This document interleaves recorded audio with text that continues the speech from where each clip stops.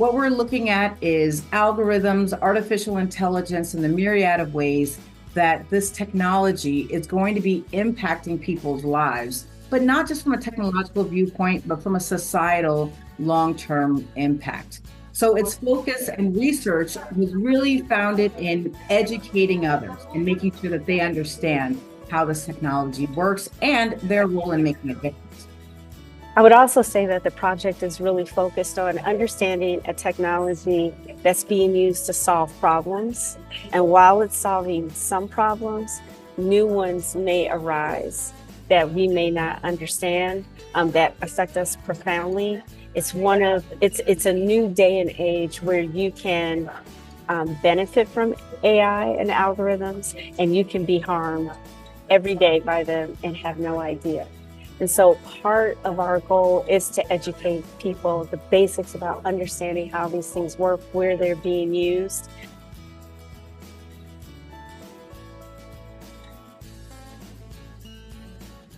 Black data matters. It's really important that we understand that in the scope of data, the way artificial intelligence works, the way algorithms work, the way this new technology is working, is that it's founded on data. Data feeds it, data informs it, and data is what it's using to make its decision. So I feel it's really important that understanding the Black data that goes in and that impacts Black people around the United States and around the world, that we have a really important stance and space within this. I would agree. On one hand, it gives us potentially visibility that we haven't had. And on the other hand, some of the biases embedded in the data, the absence of Black data in data can have consequences as well. And if we don't have control or input or even the basic training to weigh in on what data is used, how it's used, and how it's collected, we have no idea how we're being impacted by algorithms that will increasingly make decisions about our lives going forward.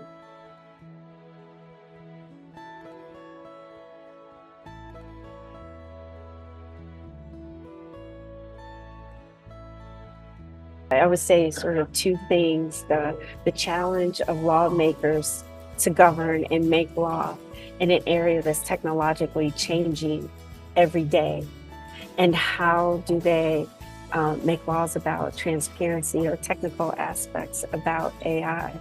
When they started it 2 months ago, the technology is different today. So the urgency is, how do we develop systems to create law to help manage the benefits and the challenges of AI? And I would say the second is probably personal, is AI is being used in algorithms to make decisions about our daily lives, like healthcare. And recently in my family, my daughter has asthma, and the algorithm that the insurance company used arbitrarily decided that she couldn't have the medicine anymore and would not cover it. And within 7 days of not having it, she had a life-threatening asthma attack and was hospitalized. For the first time, actually, she had been in ERs but never hospitalized, and on very heavy medication for 2 months in order to recover, and it was all avoidable. And so oftentimes we don't know when algorithms are being used and when they're not, and how they're affecting our daily lives.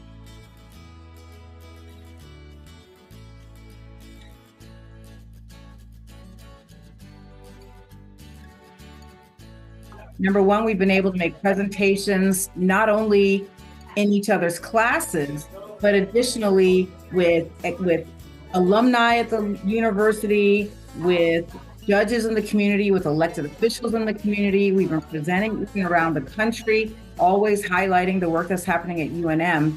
But what we were really excited to do, that kind of with an opportunity that came before us, is the Wisconsin Law Review asked us to publish a joint disciplinary scholarship talking about algorithmic justice.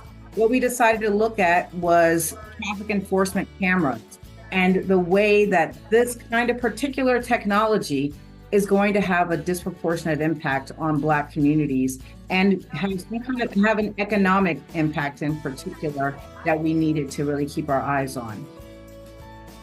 I think that's something that we should emphasize about the Algorithmic Justice Project is the interdisciplinary nature of our work and what we bring. So Sonia is a legal scholar, practicing lawyer, and has a computer science degree.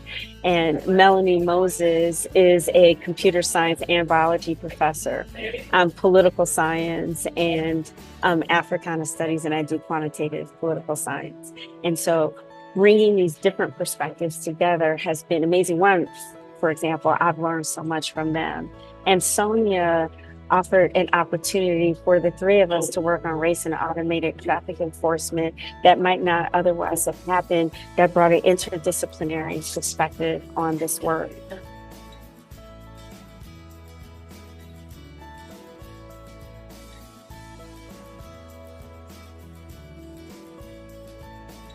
I think that every person has to think about the role of algorithms and AI in general in your career space and how it will fundamentally change the skills that you will be required to have and knowledge to even do the work that previously this knowledge was not required.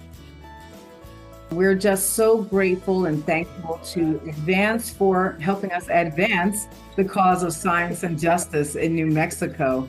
And we look forward. The work's not done. We still have so much to do, and you'll still hear plenty from us as we go forward.